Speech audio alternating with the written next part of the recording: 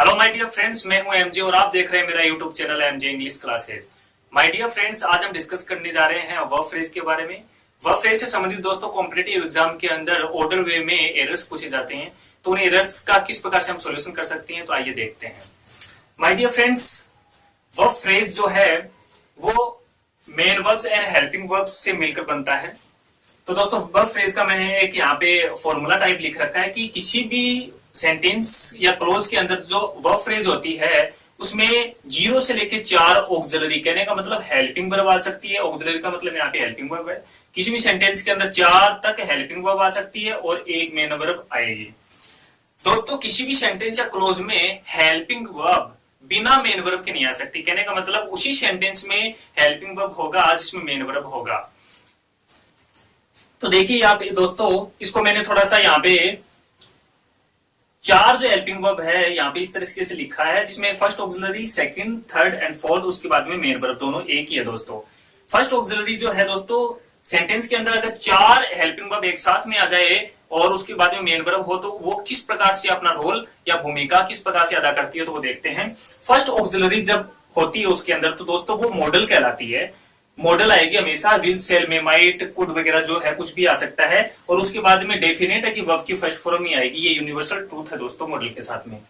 दूसरी जो ऑक्सिलरी होगी वो हमेशा परफेक्ट एस्पेक्ट को बताएगी। कहने का मतलब हैज, हैव, हैड के बाद में वर्ब की थर्ड फॉर्म आपको मिलेगी। और परफेक्ट एस्पेक्ट में ये होता है। और थर्ड जो ऑक्सिलरी होगी वो कंटिन्यूअस एस्पेक्ट में होगी। कहने का मतलब बी वर्ब प्लस वर्ब की फर्स्ट फॉर्म प्लस आईएनजी होगा। कॉन्टिन्यूस एस्पेक्ट के बाद में जो लास्ट की जो ऑक्सिलरी होगी फोर्थ नंबर की, वो हमेशा पेशिव वॉइस वे में होगी। और पेशिव वॉइस जो होता है दोस्तों वो बी प्लस वर्ब की थर्ड फॉर्म को बताता है। किसी भी सेंटेंस या क्लोज के अंदर दोस्तों बी वर्ब का मतलब होता है प्रेजेंट के अंदर इजेमार एंड पास्ट के अंदर वॉज वर्ब, हेल्पिंग वर्ब के बाद में वर्ब की थर्ड फॉर्म आ जाए तो आप उस सेंटेंस या क्लोज को पेशिव वॉइस का सेंटेंस मान सकते हैं। तो दोस्तों किसी भी सेंटेंस के अंदर जो वर्ब फ्रेज होती है वो हमें बताती है कि ये टेंस जो है वो किस प्रकार का है, ये टेंस प्रेजेंट है या पास्ट है। एस्पेक्ट बताती है कि ये कौन सा एस्पेक्ट शो कर रहा है ये वर्ब फ्रेज, तो वो आपका परफेक्ट एस्पेक्ट होता है एंड कॉन्टिन्यूस एस्पेक्ट हो सकता है। तो इस प्रकार से हम वर्ब फ्रेज के बारे में पता करेंगे एग्जांपल के माध्यम से। दोस्तों यहाँ पर मैंने लिख रखा है जैसे किसी वर्ब फ्रेज के अंदर एक मेन वर्ब आ सकती है। कहने का मतलब ये होता है कि बी वर्ब जो होती है, डू एंड हैव वर्ब जो होती है दोस्तों, वो प्राइमरी ऑक्सिलरी के अंदर हेल्पिंग वर्ब भी हो सकती है। और अगर उनके साथ में मेन वर्ब नहीं है तो वो मेन वर्ब भी होगी। कहने का मतलब जैसे मैंने एक सेंटेंस बोला ही इज ए टीचर, तो इसके अंदर तो इज है दोस्तों, वो आपकी हेल्पिंग वर्ब ना होकर मेन वर्ब है। ठीक है दोस्तों, हो सकता है कि मेन वर्ब की सहायता के लिए एक हेल्पिंग वर्ब आ जाए या अकेला मेन वर्ब आता है, जैसे गो एंड गो जा सकता है। आपने देखा होगा टेंसेस की स्ट्रक्चर के अंदर एक हेल्पिंग वर्ब यहाँ पे आर हेल्पिंग वर्ब है एंड गोइंग मेन वर्ब है दोस्तों। 2 हेल्पिंग वर्ब के साथ में मेन वर्ब आ जाए तो यहाँ पे सेल हेल्पिंग वर्ब है, हैव हेल्पिंग वर्ब है एंड ब्रोकन मेन वर्ब है।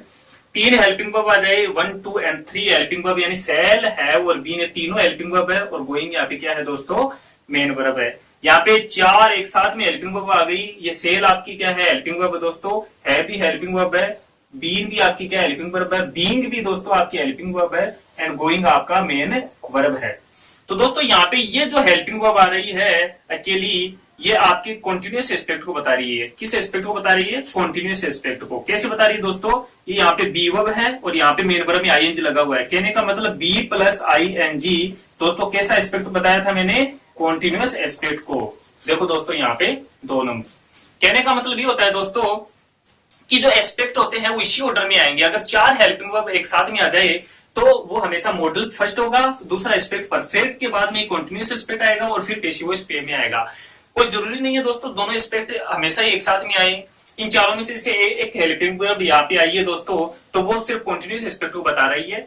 ठीक है, और 2 हेल्पिंग वर्ब आ जाती है तो इसमें सेल जो है दोस्तों वो आपको मॉडल को बता रहा है। मॉडल का मतलब होता है कि यहाँ पे मॉडल की हेल्पिंग वर्ब के बाद में मेन वर्ब की फर्स्ट फॉर्म आएगी। तो दोस्तों हैव आपकी मेन वर्ब की फर्स्ट फॉर्म होती है। तो यहाँ पे देखो दोस्तों ये यहाँ पे मॉडल को बता रही है। और इसके बाद में हैज या हैव वो भी हेल्पिंग वर्ब है दोस्तों, तो यहाँ पे वर्ब की थर्ड फॉर्म बता रही है। यहाँ पे ईएन लग के ब्रेक, ब्रोक, ब्रोकन वर्ब की थर्ड फॉर्म होती है।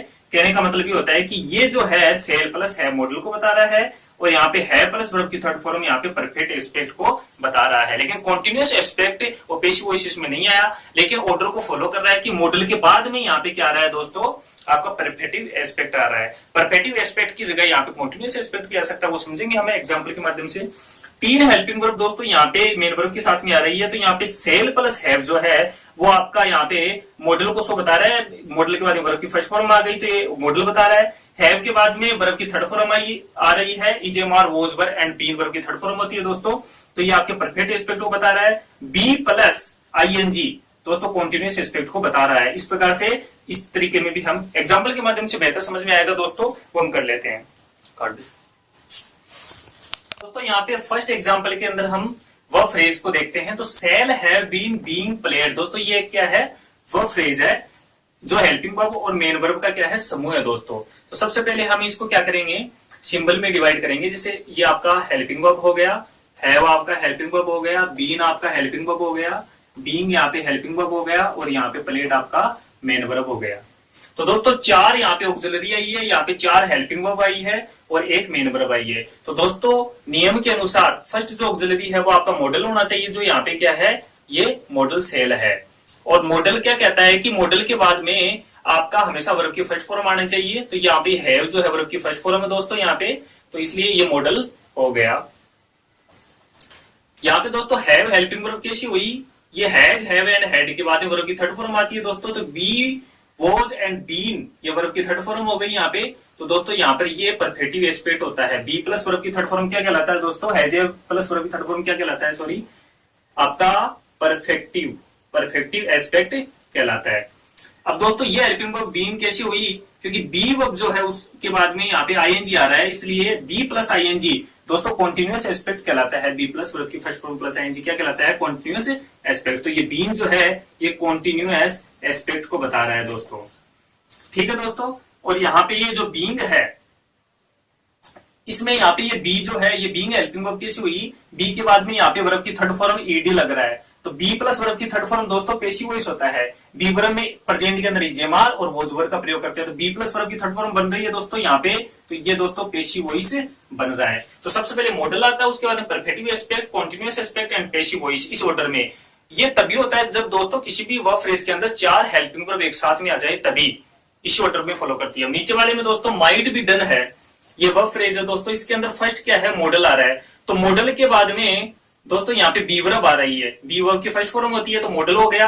अब बी जो है वो हेल्पिंग वर्ब कैसी हुई, यहाँ पे माइट हेल्पिंग वर्ब है, बी यहाँ पे हेल्पिंग वर्ब है, डन यहाँ पे मेन वर्ब है, तो ये बी जो है सेकंड हेल्पिंग वर्ब कैसी हुई दोस्तों, क्योंकि बी जो है उसके बाद में वर्ब की थर्ड फॉर्म आ रही है, ये डू डिड डन वर्ब की थर्ड फॉर्म हो गया, तो बी प्लस वर्ब की थर्ड फॉर्म कौन सा एस्पेक्ट को बताता है दोस्तों, पेशिव वॉइस को बताता है, एस्पेक्ट को नहीं बताता है। तो यहाँ पे दोस्तों मॉडल के बाद में क्या आ रहा है, पेशिव वॉइस आ रहा है। कहने का मतलब है कि मॉडल के बाद में आपका परफेक्टिव एस्पेक्ट भी आ सकता है, मॉडल के बाद में कॉन्टिन्यूस एस्पेक्ट भी आ सकता है, मॉडल के बाद में पेशिव वॉइस भी आ सकता है। चारों एक साथ में आए ये जरूरी नहीं होता है। लेकिन दोस्तों इस वर्ब फ्रेज में आप ध्यान से देखना, इसके अंदर इस वर्ब फ्रेज के अंदर दोस्तों यहाँ पे माइट आपका क्या है, हेल्पिंग वर्ब है, बी आपका हेल्पिंग वर्ब है, हैविंग आपका हेल्पिंग वर्ब है, एंड डन आपका वर्ब की थर्ड फॉर्म। कहने का मतलब वर्ब मेन वर्ब है। क्या है दोस्तों, मेन वर्ब है।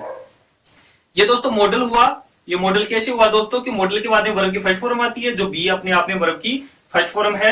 बी हेल्पिंग वर्ब कैसे हुई, बी के बाद में यहाँ पे आईएनजी आ रहा है, इसलिए कॉन्टिन्यूस एस्पेक्ट को बता रहा है दोस्तों। बी क्या हो गया, कॉन्टिन्यूस एस्पेक्ट को बता रहा है। यहाँ पे हैव जो है उसके बाद में दोस्तों वर्ब की थर्ड फॉर्म आ रही है, इसका मतलब ये क्या हो गया दोस्तों, हैव के बाद में जो वर्ब की थर्ड फॉर्म आती है तो परफेक्टिव एस्पेक्ट हो जाता है। लेकिन दोस्तों यहाँ पे आपको ये लग रहा होगा ऑर्डर के हिसाब से कि भाई ये सही है, पेयर तो दोस्तों इनके सही है, लेकिन ऑर्डर इनके सही नहीं है, क्योंकि मॉडल के बाद में कॉन्टिन्यूस एस्पेक्ट आ सकता है दोस्तों, लेकिन कॉन्टिन्यूस एस्पेक्ट के बाद में परफेक्टिव एस्पेक्ट नहीं आ सकता। इसलिए दोस्तों ये वर्ब फ्रेज आपकी गलत हो जाती है, क्योंकि आपको ये ध्यान में रखना है कि चार हेल्पिंग वर्ब में फर्स्ट मॉडल आ सकता है, मॉडल के बाद में परफेक्टिव एस्पेक्ट भी आ सकता है, मॉडल के बाद में कॉन्टिन्यूस एस्पेक्ट भी आ सकता है, लेकिन कॉन्टिन्यूस एस्पेक्ट पहले नहीं आ सकता, परफेक्टिव एस्पेक्ट बाद में नहीं आ सकता।